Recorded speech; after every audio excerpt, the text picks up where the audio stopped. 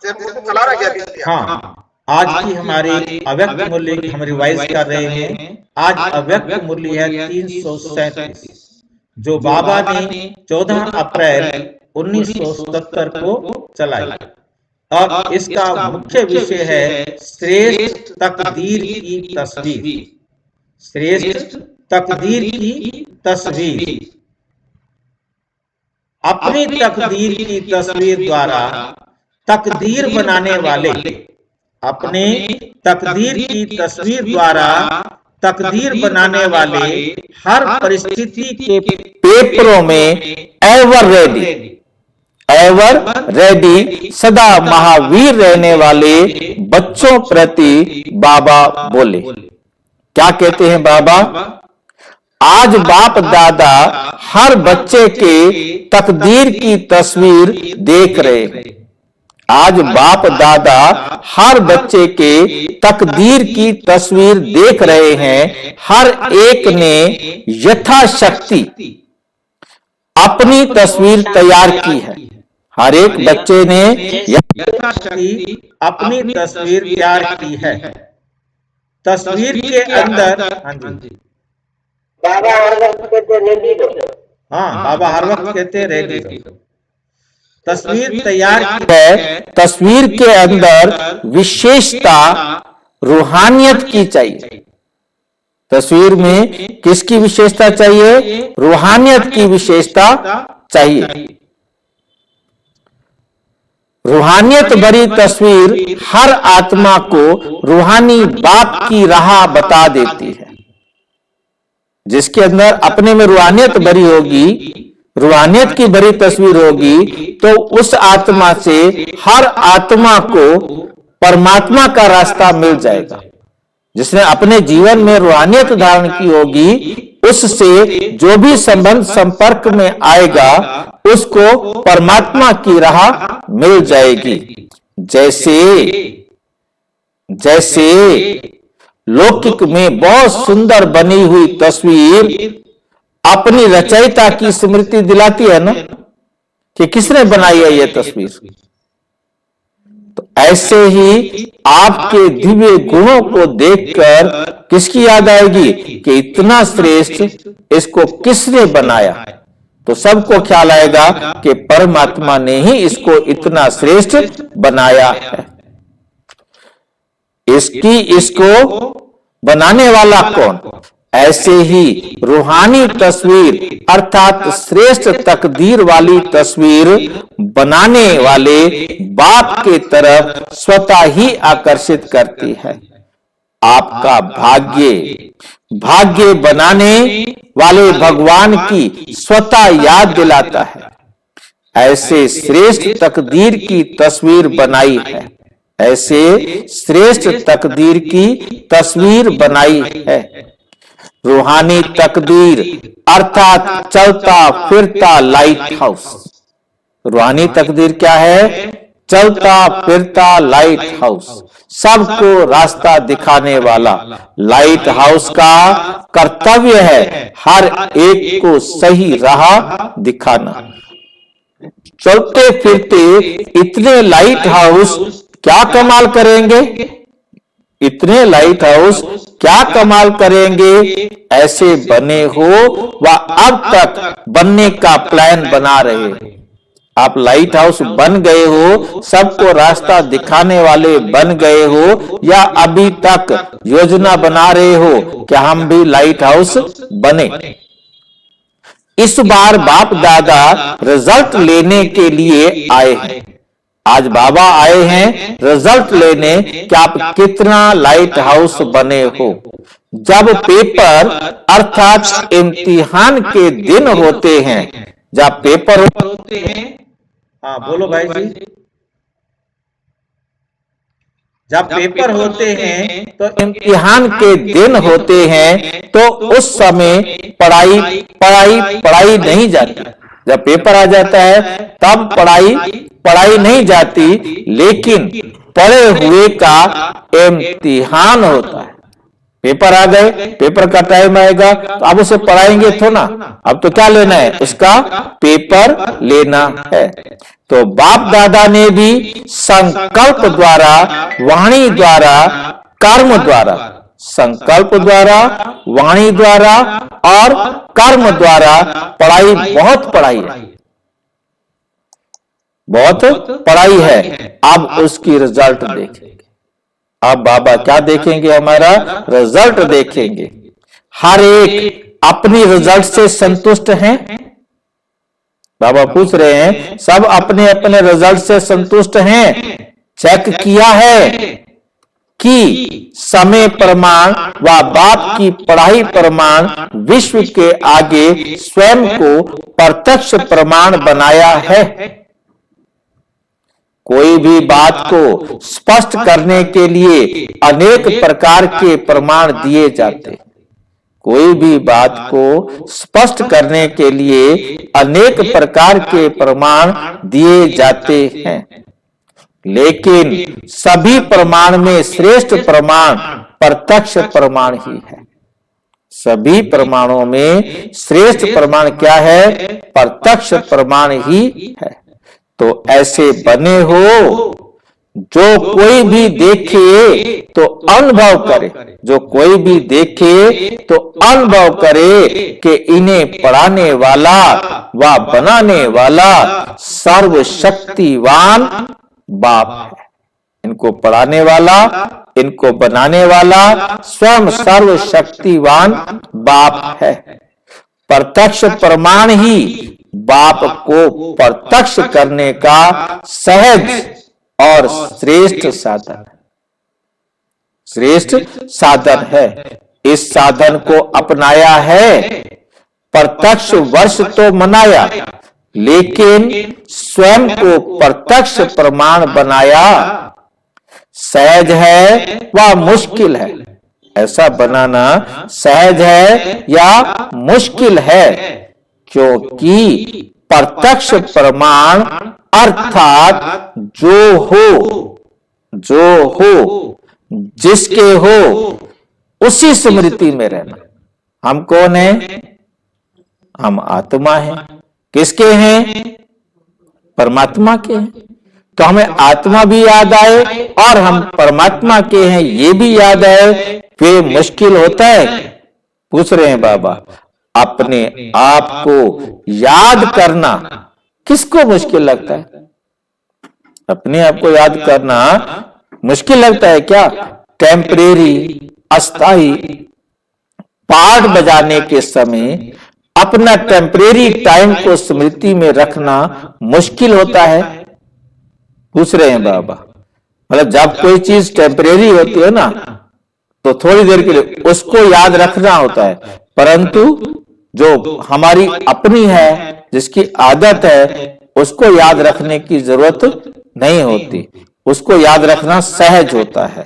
और जो हम रोजाना कर रहे हैं उसको याद करने के लिए कोई मेहनत नहीं करनी पड़ती। जैसे कोई फीमेल से मेल बनेगा, मतलब एक जन्म में वो स्त्री रहा, अगले जन्म में वो पुरुष बन गया, फिर भी पाठ बजाते बजाते फीमेल का रूप कब स्मृति में आ जाएगा?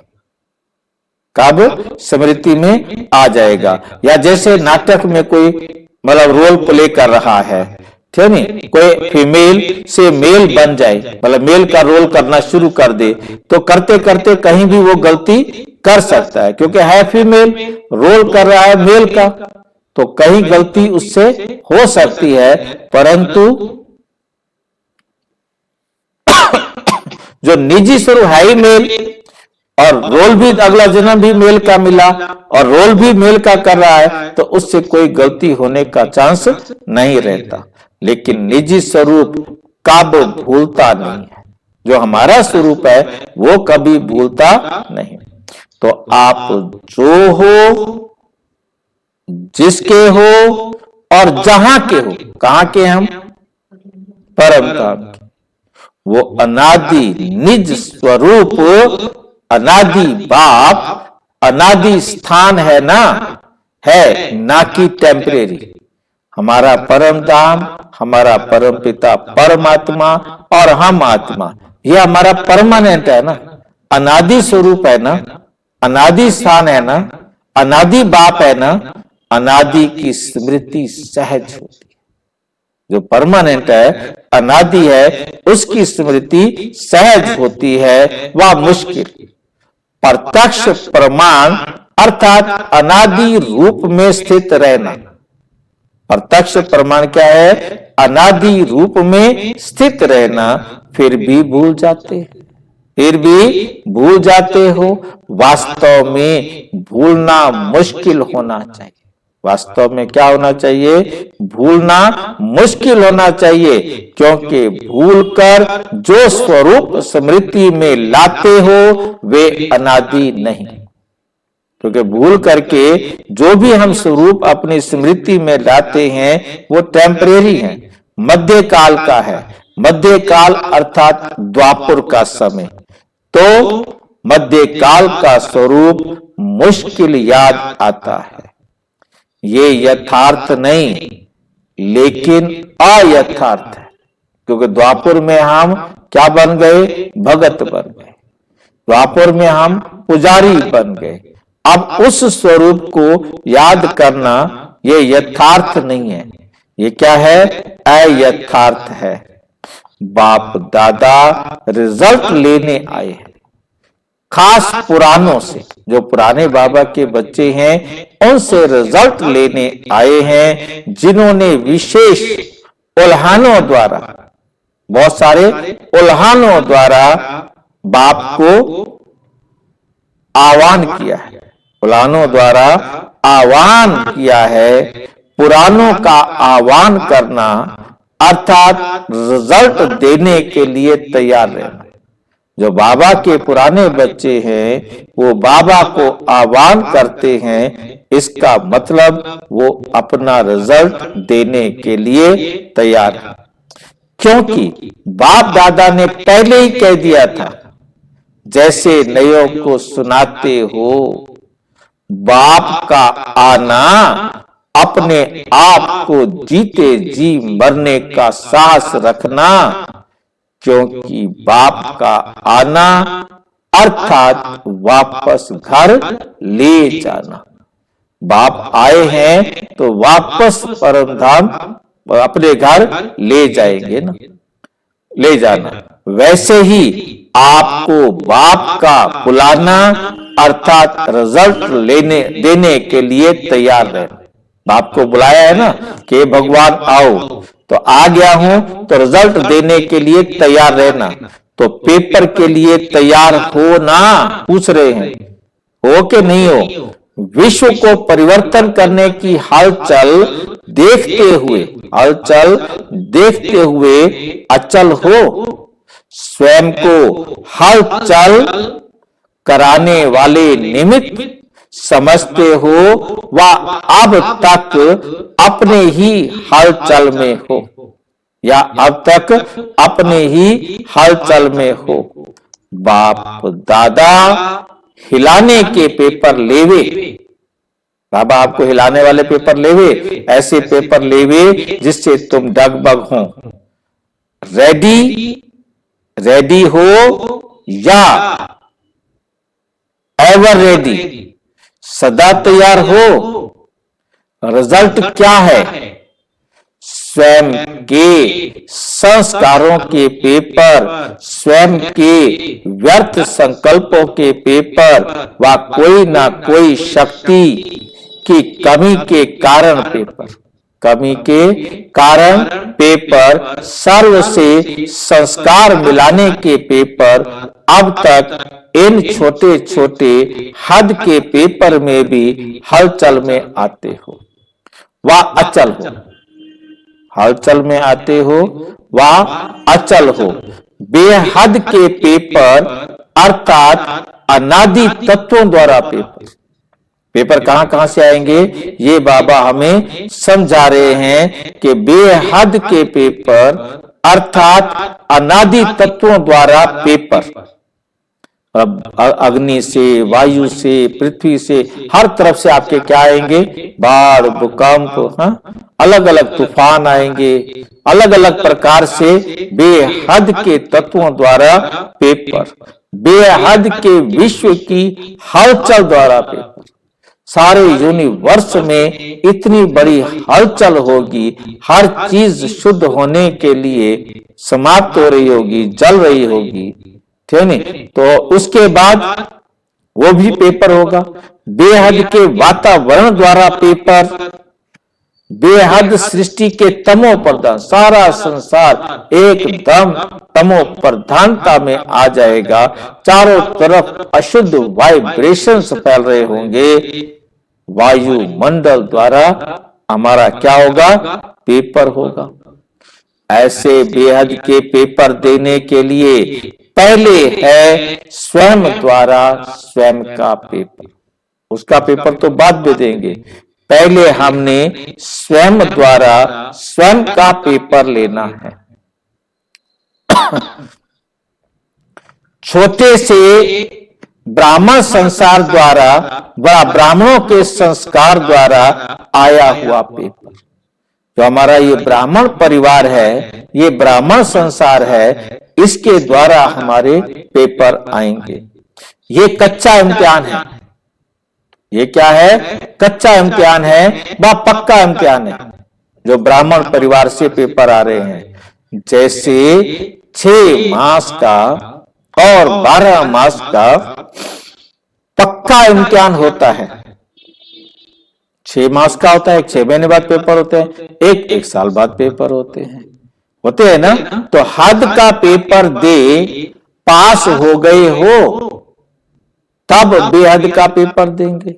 ये जो परिवार का जो पेपर आते हैं तो वो है हद के पेपर। जब आप हद के पेपर देने में एक्सपर्ट हो जाएंगे तब आपका बेहद का पेपर होगा। अभी बेहद का पेपर शुरू हो, बेहद का पेपर शुरू हो, इसी तरह अपने आप को चेक करो कि किसी भी सब्जेक्ट के पेपर में पास मार्क्स नंबर लेने योग्य बने हैं, वह पास विद ऑनर, सम्मान से पास होने वाले बने हैं। समझा क्या करना है? घबराते बहुत, अब कहते हैं घबराते बहुत हो, और घबराते किससे हो? माया के बुद्धों से, जो अभी अभी हैं, अभी नहीं होंगे, अभी हैं, अभी नहीं होंगे। छोटे बच्चे भी बुद्धों से नहीं डरते, खेलते हैं ना कि डरते हैं। मास्टर सर्वशक्तिवान बुद्धों से खेलने वाले हैं, ना कि डरने वाले। अच्छा, फिर आगे सुनाते रहेंगे, फिर आगे सुनाते रहेंगे। अच्छा, ऐसे चलते फिरते लाइट हाउस अपने तकदीर की तस्वीर द्वारा तकदीर बनाने वाले, बाप को हर समय प्रत्यक्ष करने वाले, हर परिस्थिति के पेपरों में एवर रेडी रहने वाले, सदा प्रत्यक्ष प्रमाण बन अन्य को प्रेरणा देने वाले, ऐसे सदा महावीर रहने वाले बच्चों को याद, प्यार और नमस्ते। हम बच्चों की भी बाप दादा को नमस्ते नमस्ते नमस्ते। अब आप दादी जी से वार्तालाप करें, अब बाबा की दादी जी से बातचीत, सॉरी दीदी, ये दीदी से बात कर रहे हैं, दीदी जी से वार्तालाप। बाप बोला मुरली चलाने के बाद, आप सभी विशेष आत्माएं बाप दादा के कार्य में सहयोगी हो। कौन हो? सहयोगी हो। संयोग के रिटर्न में विशेष सर्व और सहज प्राप्तियां होती हैं। जितना समय जो सर्व प्रकार से सहयोगी बनते हैं उसका प्रत्यक्ष फल सर्व प्राप्तियों का अनुभव सहज होता है। जैसे समय प्रति समय बाप के सहयोगी बनते हैं तो बाप भी रिटर्न में मदद करते हैं। हिम्मत का संकल्प एक बच्चे का और 1000 श्रेष्ठ संकल्पों का सहयोग बाप का। ऐसा सहयोग समय पर देते रहते हैं। बच्चों ने सोचा और बाप के सहयोग से हुआ। ये है विशेष आत्माओं की सहयोगी बनने का प्रत्यक्ष फल। जो आत्माएं बाबा के यज्ञ में सहयोगी बनते हैं उसका प्रत्यक्ष फल। प्रत्यक्ष फल प्राप्त करने वाली आत्मा कभी मुश्किल का अनुभव नहीं करेगी। उसको कभी कोई भी काम मुश्किल नहीं लगेगा। इतना सहज लगेगा जैसे अभी अभी की हुई बात को रिपीट कर रहे हैं। अभी अभी कही हुई बात को रिपीट कर रहे हैं। कल्प पहले की नहीं, अभी अभी की है। अभी अभी रिपीट कर रहे हैं। कल की बात को भी सोचना पड़ेगा। कल की बात को भी सोचना पड़ेगा, खींचना पड़ेगा, लेकिन अभी अभी की है। इसमें बुद्धि पर बोझ नहीं आएगा। करना है, कैसे होगा ये बोझ भी नहीं। अभी अभी किया है और अभी अभी रिपीट करना है। ऐसा प्रत्यक्ष फल प्राप्त होता है। तो प्रत्यक्ष फल खाने वाले हो ना। भविष्य के आधार पर सोच रहे हो। भविष्य तो है ही, लेकिन भविष्य से भी श्रेष्ठ प्रत्यक्ष फल है। प्रत्यक्ष को छोड़ भविष्य के इंतजार में नहीं रहना। प्रत्यक्ष को छोड़ दो और भविष्य के इंतजार में लग जाओ, ये भी नहीं। अभी अभी बाप के बने, अभी अभी मिला और बाप से दूर रहने वाली आत्माएं भविष्य अर्थात दूर की बातें सोचेंगे। समीप रहने वाली नहीं। समीप रहने वाली आत्माएं सदा प्रत्यक्ष फल का अनुभव करेंगी। एक का लाख गुना के रूप में रिटर्न में अनुभव करेंगी। ऐसे होता है ना, ऐसे होता है ना। चल नहीं रहे हैं, लेकिन कोई चला रहा है। हम अपने आप नहीं चल रहे हैं, कराने वाला करा रहा है, चलाने वाला चला रहा है। अपनी गोदी में बिठाकर चला रहा है।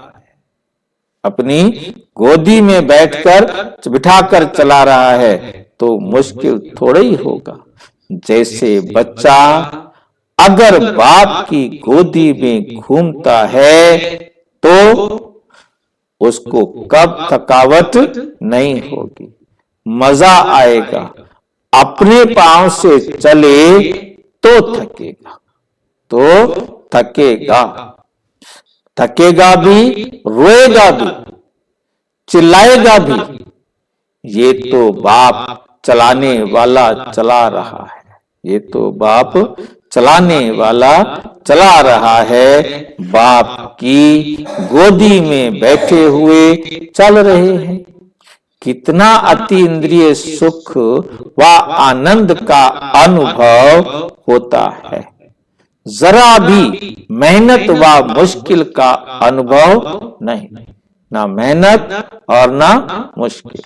प्राप्ति है व मेहनत है, प्राप्ति है, वह मेहनत है। संगम युगी सदा साथी बनने वाली आत्माओं को मेहनत क्या होती है? सदा संगम योगी सदा साथी बनने वाली आत्माओं को मेहनत क्या होती है? वे अविद्या मात्र, उन्हें कुछ नहीं पता कि मेहनत क्या होती है, वो उसको जानते ही नहीं। ऐसे बहुत थोड़े होंगे जिनको मेहनत अविद्या मात्र, और जिनको ये नहीं पता कि मेहनत क्या होती है। अथक, वो अथक होंगे ना, ये भी नई बात है, होंगे। ये है फाइनल स्टेज की निशानी, ये है फाइनल स्टेज की निशानी, उसके समीप आ रहे हैं।